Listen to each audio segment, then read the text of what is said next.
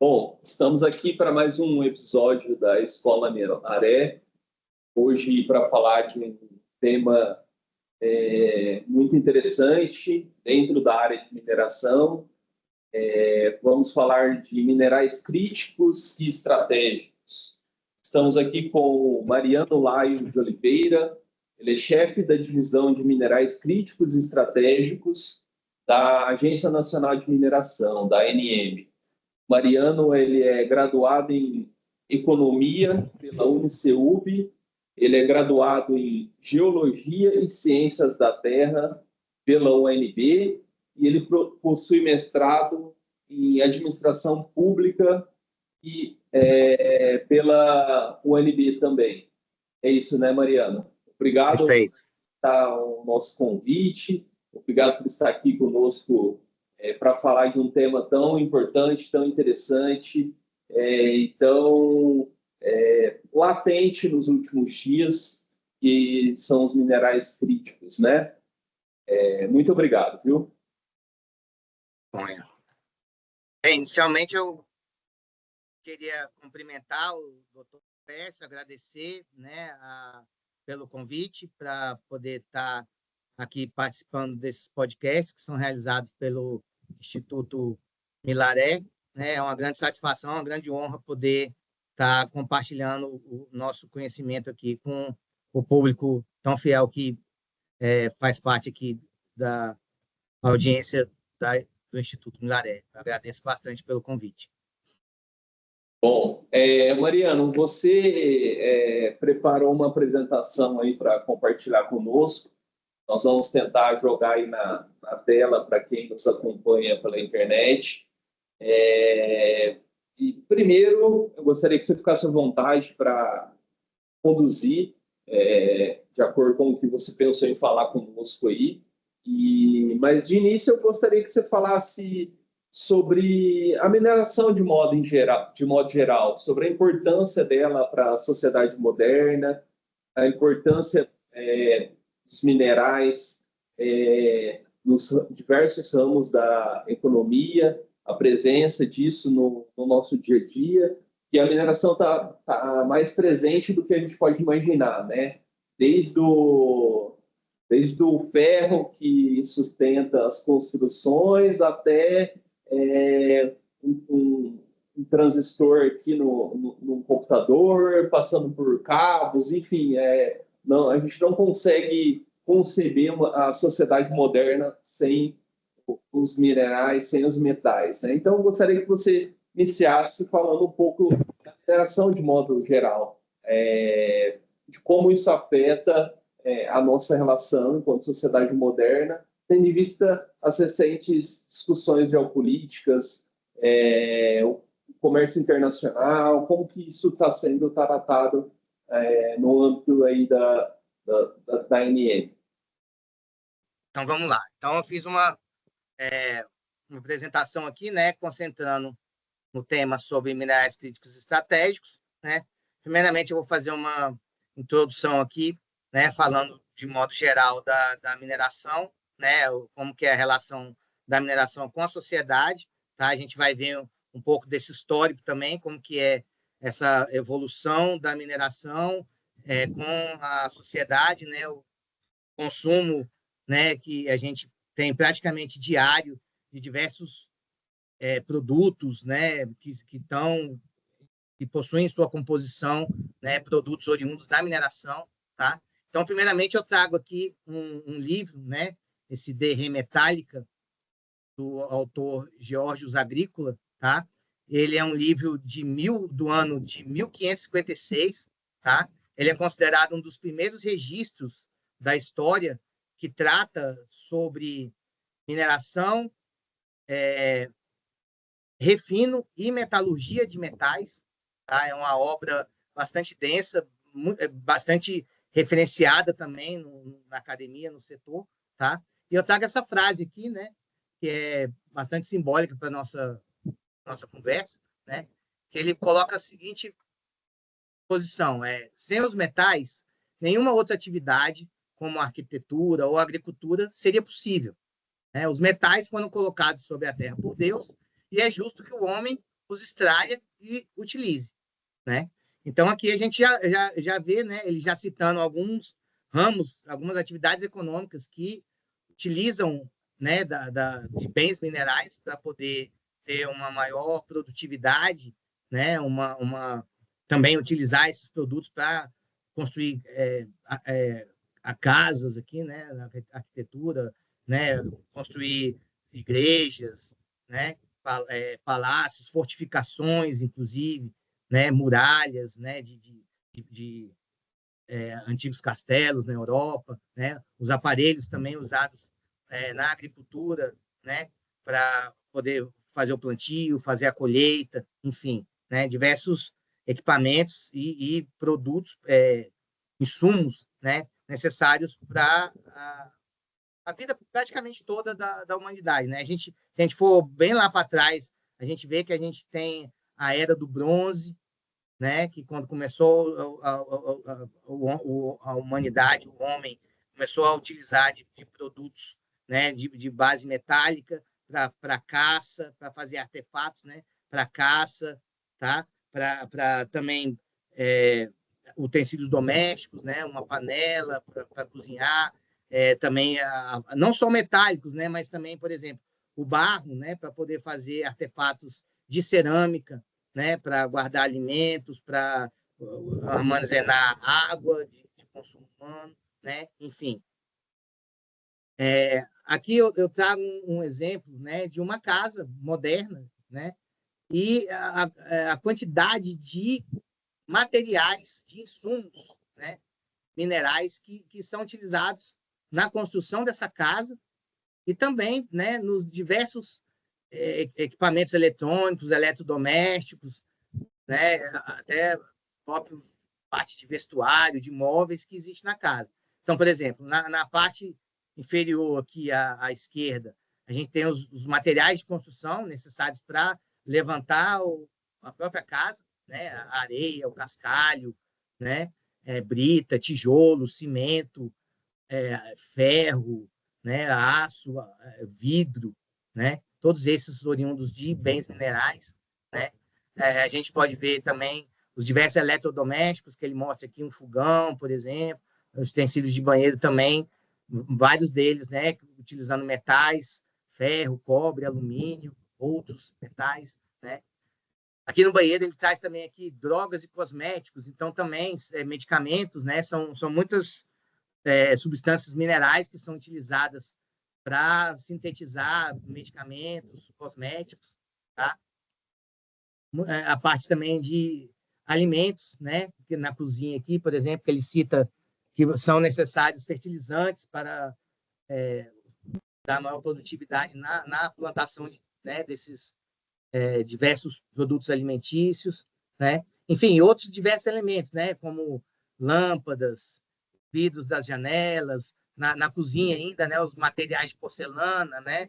Pratos, panelas, xícaras, né? Enfim, a parte de móveis também, né? Aqui também usa, lógico, a madeira também, né? Mas muito produto derivado de petróleo também, que são os plásticos, né? Isopores, os sintéticos de forma geral, né? Enfim, e tintas, né?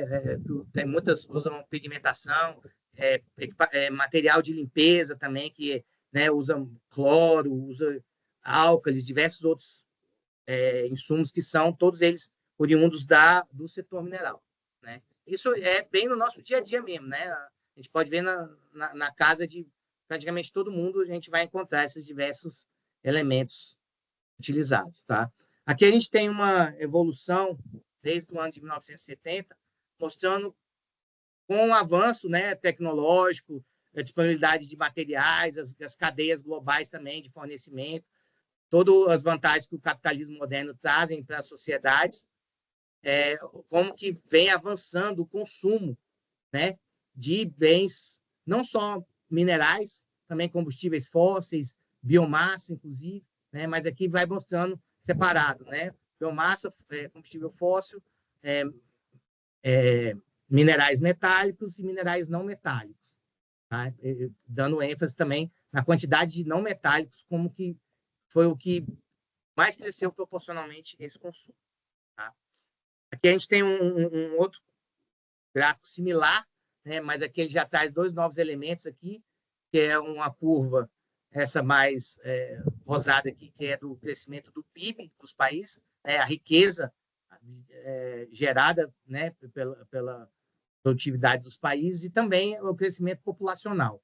Tá? Esse gráfico ele é meio antigo, a gente vê que ele foi publicado em 2009, aqui a população ainda estava abaixo de 5 bilhões de pessoas, né? Hoje em dia a gente já tem um cenário em 2025 que já ultrapassa 8 bilhões de pessoas no planeta, tá? Mas aqui é mais para ter essa perspectiva, né, de como que teve um crescimento exponencial, né, do consumo desses materiais disponíveis no planeta, né, em função do crescimento da renda e também do crescimento populacional. Aqui já entrando mais na nossa conversa, né, já é essa mesma perspectiva de crescimento de consumo, porém mostrando, né, elementos químicos, né, da nossa tabela periódica. A gente pode ver a quantidade de incremento de novos elementos, né, que a partir dos anos 1800, né, a população, a sociedade moderna vem consumindo, né, principalmente em função da produção de novos maquinários, novos equipamentos, novos produtos, né, muitas vezes elementos sendo substituídos nesses produtos também, né, uma maior aplicação de uma gama de novos produtos, tornando muitas vezes os carros, né, mais potentes, mais ágeis, mais seguros, né? E agora, principalmente, que a gente vai abordar melhor mais para frente, mas em função dos novos desafios que estamos tendo, em função das mudanças climáticas, né, a necessidade da transição energética para a gente mudar o consumo de energia da sociedade, saindo dos combustíveis fósseis para ir para as energias renováveis, né, a grande demanda que vem tendo hoje em dia nesse setor, né, principalmente dos minerais críticos e estratégicos, que é o grande objetivo da nossa conversa. Né? Então, dando sequência aqui, a gente já entra, né, na nossa atualidade aqui, versus produtos que a gente tem disponíveis no nosso dia a dia, né, oriundos justamente de todo esse avanço tecnológico, da inovação, do desenvolvimento, né, nas produções dos países. Né? Então, por exemplo, a gente tem aqui na nossa esquerda aqui um exemplo de um smartphone, né? Aqui ele vem mostrando as diversas peças, componentes desse smartphone e a quantidade de elementos utilizados na composição de cada uma desses componentes, né? Vocês veem a quantidade de tecnologia embarcada que tem no aparelho, né? Que a gente carrega nos nossos bolsos, e a quantidade de elementos necessários para possibilitar essa tecnologia embarcada nesses componentes, né? Então, por exemplo, na estrutura do celular, a gente vê que temos carbono, magnésio, bromo, níquel. Nas baterias, o lítio, cobalto, alumínio, né? A parte eletrônica, a quantidade de elementos que tem aí, né? Na parte do ecrã, esse aqui é o português de Portugal, né? Ecrã, traduzindo para o português do Brasil, é tela, né? Seria a tela do celular.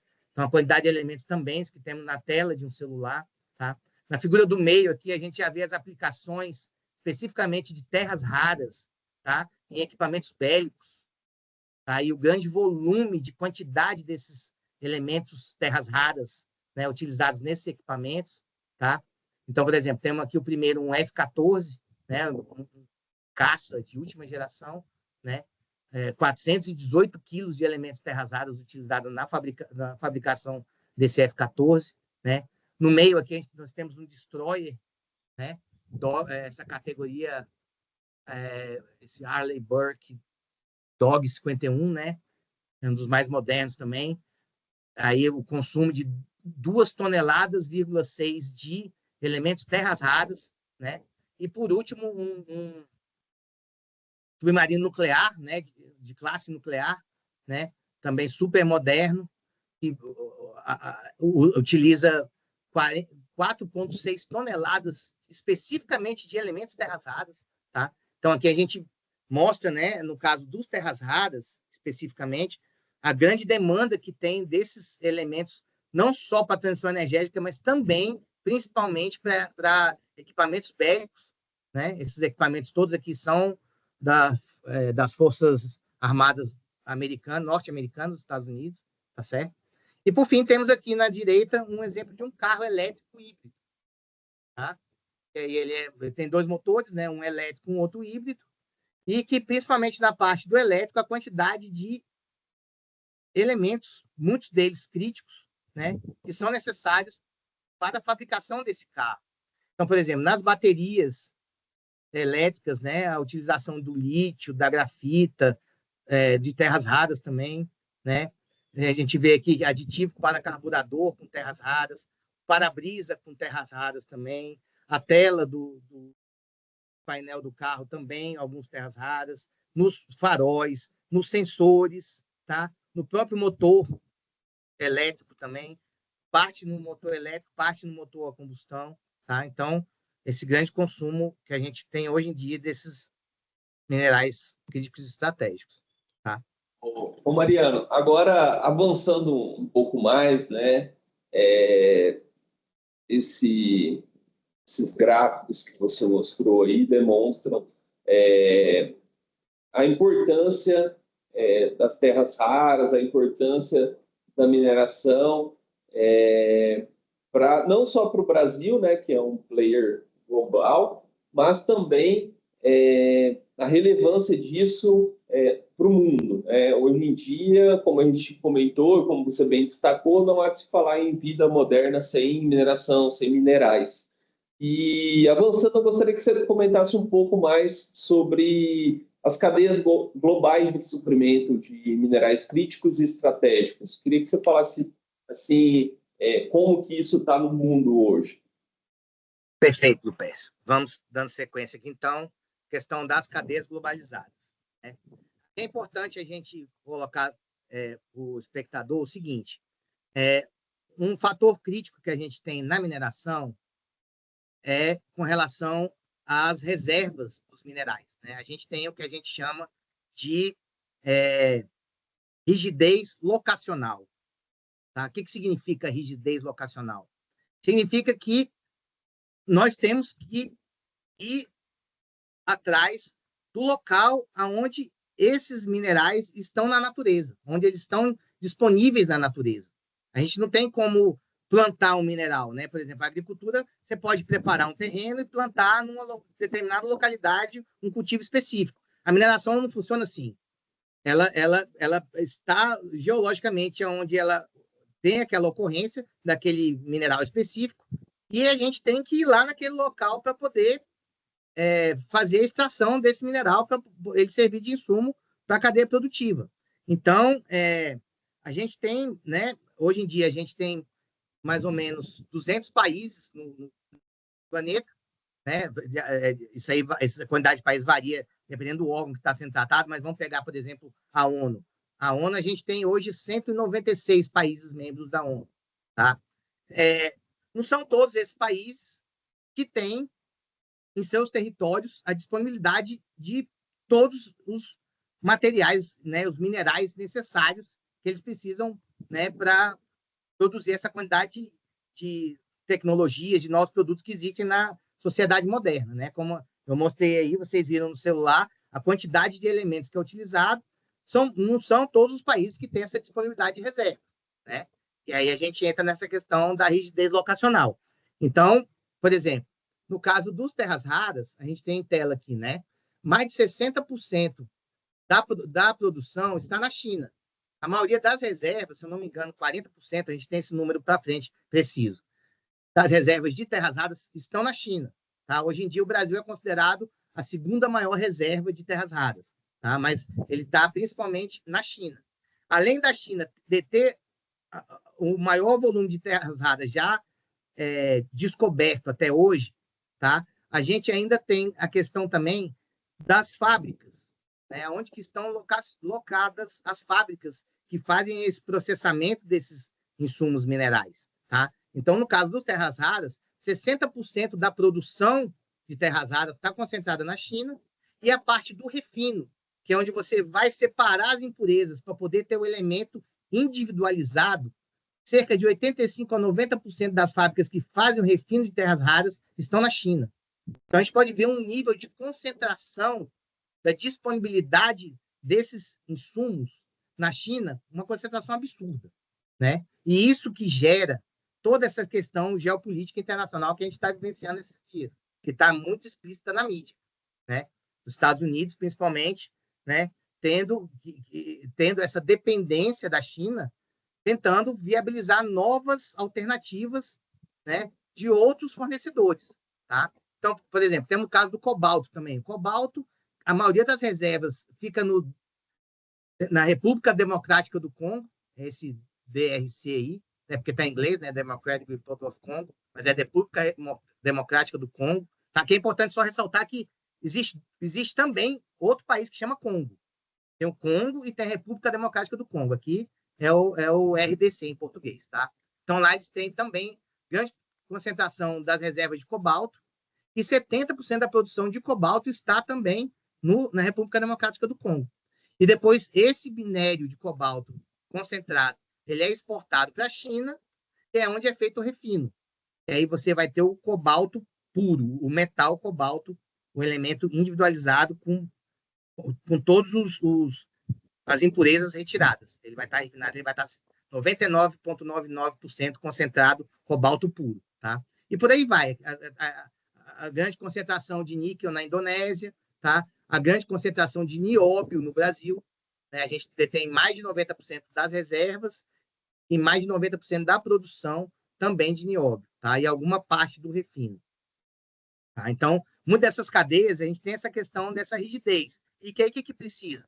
Para ter todo esse consumo da sociedade moderna, que nem a gente viu nos slides anteriores, é necessário que tenha bons fluxos e relações comerciais entre os países, principalmente os maiores produtores, né? Os países do hemisfério norte, principalmente, que são os grandes produtores desses equipamentos que a gente viu no slide anterior, né? Os smartphones, por exemplo, os equipamentos bélicos, tá? E também os carros mais modernos, híbridos e elétricos e exclusivamente elétricos também.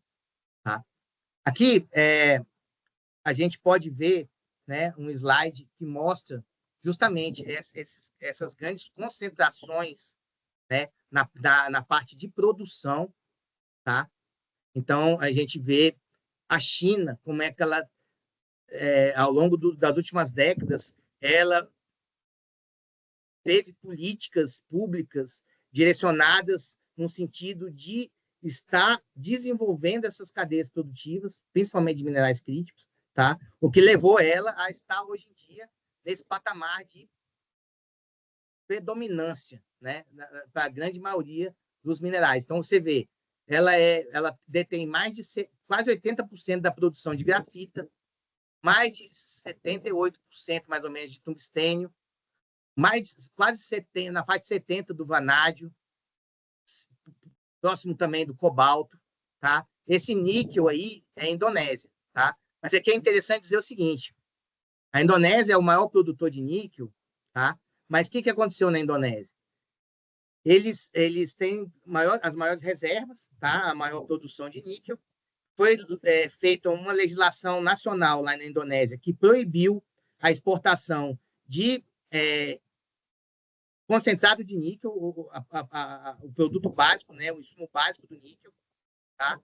que é oriundo da mineração, a legislação proibiu, obrigou a fazer uma agregação de valor na indústria nacional, tá? Para poder vender, exportar apenas produtos do níquel já com valor agregado, tá? Que aí, no caso, seria o níquel já refinado, tá? Vários insumos de níquel refinado.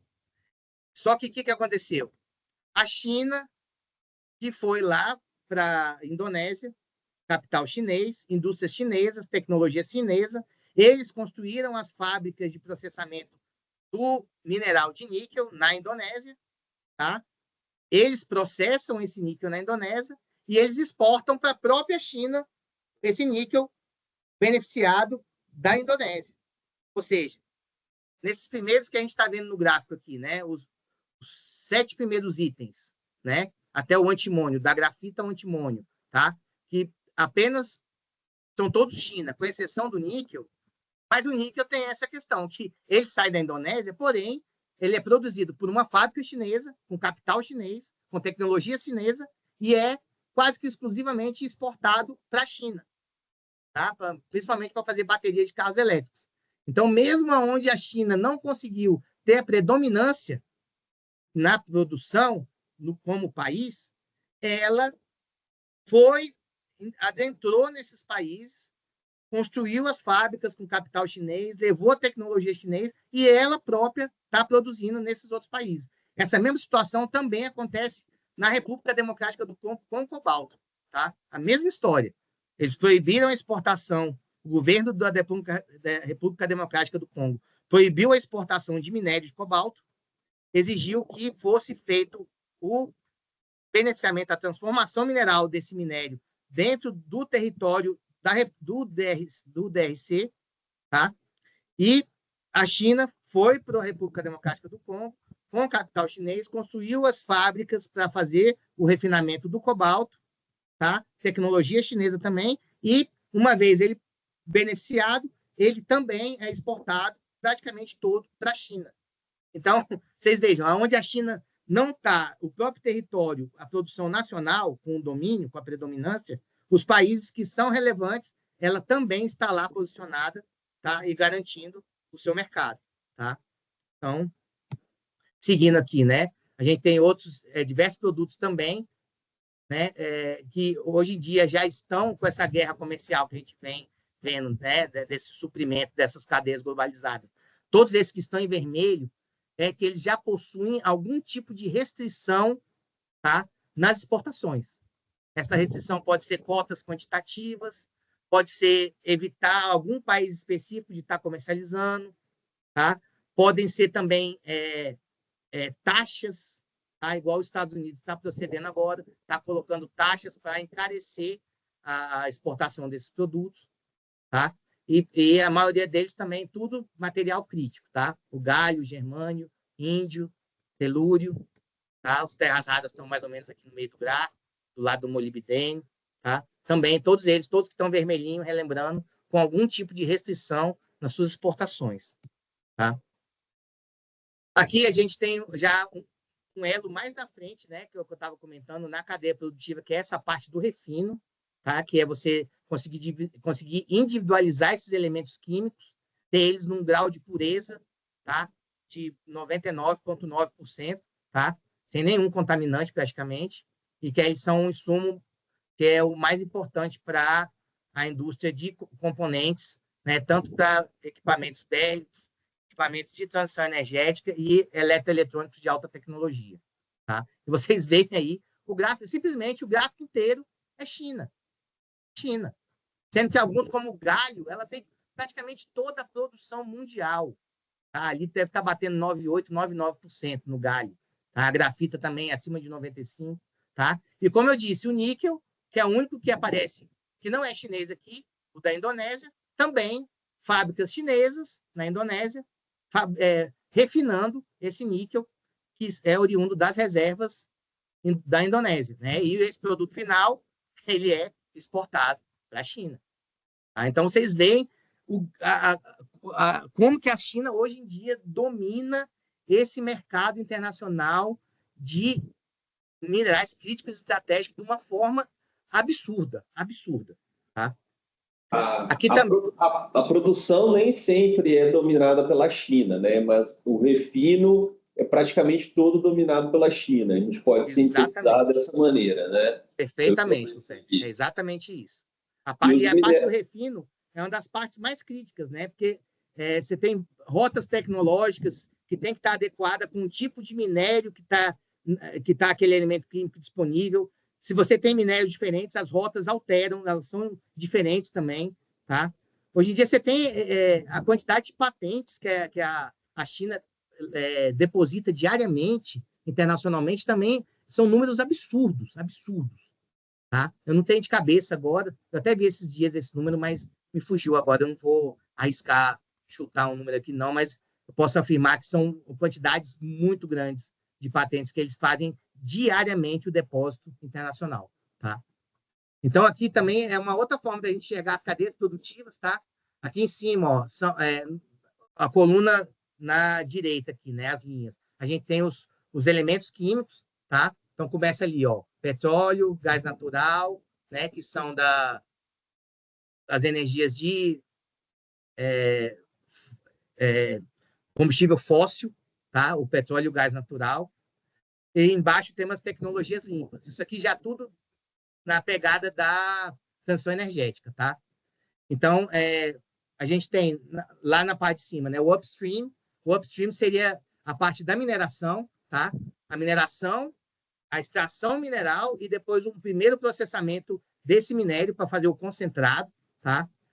A segunda etapa, lá em cima, refino/midstream, é onde faz essa purificação desses elementos químicos, tá? E já começam a produzir os componentes, né?